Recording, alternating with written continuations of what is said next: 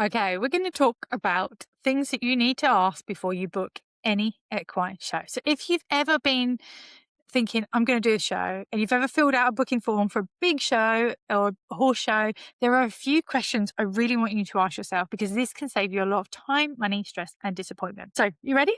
Let's jump in. You're listening to the Equine Business Podcast. Practical business support for equine business owners. With Jenny Bush, the Equine Business Mentor. So, welcome back to the podcast. I'm Jenny Bush. So, we are thinking today about horse shows. I've been covering a whole series on it all throughout February. I'm going to be talking a bit more about how I'm planning and preparing for the National Equine Show this month. And also, I'll be giving you some feedback on what it was like. So, before you book any equine show, you need to decide whether it's the right move or not for you this year. So, the first question I want you to ask yourself is like, what does success look like for me at this show? It's not about theory, but in real terms. Is it a certain amount of money that you need to take on the stand? Is it collecting a certain amount of email addresses? Is it meeting a specific type of client? If you do not know what success looks like, it's going to be really, really hard to know whether this show is actually likely to deliver that result or if even afterwards, if it was worth it.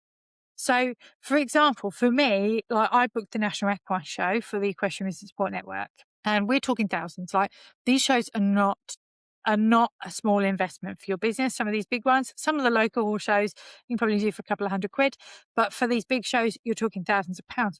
So for me, I know if I can get one client out of it, I would probably have made my money back long term because I know what the lifetime value of my clients is because my clients tend to stick around and work with me for years, not just like one and done most of the time.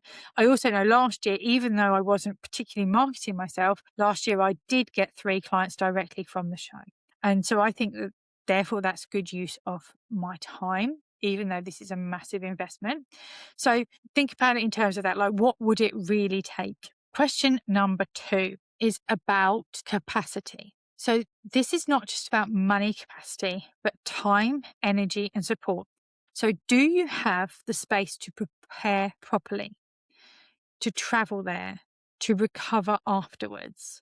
Or would doing this show tip you totally into survival mode? Yeah, because these shows are big energy drain and you need to be ready for that. So like even when I went to Beta last year, I remember I came to the end of the first day and they were doing like a networking thing and everybody that was around me like, you're not coming to the networking, Jenny? And I was like, nope. And like I said, I just can't. I had spent the whole day talking to people. Like, literally, it was amazing. But I had people around me all day long talking to me, and I was just so, I was just so drained, and I just had no energy left to talk to people. I was like, no, I need to go and just get some time on my own. I need to go and recover. I need to go to bed because I knew also the next day I was due to be first on the stage. I'd got to deliver a presentation on the stage, and then I was on the business panel. So I needed to make sure that I'd got my energy. And so you have to ask yourself, can I do this? Do I have the capacity? Not just the money capacity, time and energy capacity. And how you can plan that. Like it's so important afterwards to make sure. So in my diary after the National Equine Show, I'm going to just go and make sure that I've definitely done this in a minute. But I'll be making sure for that first week of March, I free up my calendar as much as possible. So it allows me that recovery time. I have already got my social media posts done. They're already out to the first week of March. So I know that I can chill for me and for anybody else that I help with their social media. I know it's all sorted. So I can take that time off afterwards. And that is so key. Third question is what is the true cost? So many times I've been around shows and people have been like, oh, we've broken even. And I was like, you haven't. And she's like, well, you might have made the cost of the stand back, but you've not added everything else in and you've not taken off. Like sometimes people will be like, oh, we've made the money. And when I looked like, yeah, but actually you haven't taken off the cost of goods. You haven't taken off your travel, your accommodation, your stock, your display kit, the fact that you had to buy furniture or hire it in or the electrics or all of that stuff. So I want you to list everything that you could possibly need. Travel, accommodation. I have got listed this. If you ever want them, please message me. I'm quite happy to send you things like this so you can actually plan better. So yeah, maybe it's childcare, maybe if it's other things, food, parking. Like for me, I have to also organise care for my husband while I'm away, etc. So when you see all of this written down, it helps you to make those clearer choices. but can I genuinely afford this? What is the true cost? The fourth question is, does this show fit into my bigger plan? So if you go back and listen to the episode with Karzan, we were talking about the show being a longer term plan, longer term visibility. And do you have time to allow that to pay off?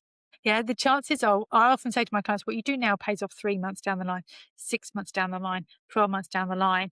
Can you wait for that? Yeah. A lot of the time, shows like this sometimes aren't straight cash in the bank. So if you're doing it as a one-off or part of your wider strategy, is it a visibility play that fits alongside your email list, your social media, everything else that you've got going on? Because shows work best when they are part of the bigger picture, the bigger strategy. So there's other things supporting them. So I want you to ask yourself that. So how does this fit in my bigger plan? And then question 5 is, what will I do with whatever happens? What will I do with whatever happens? So if this goes brilliantly, how will I follow up?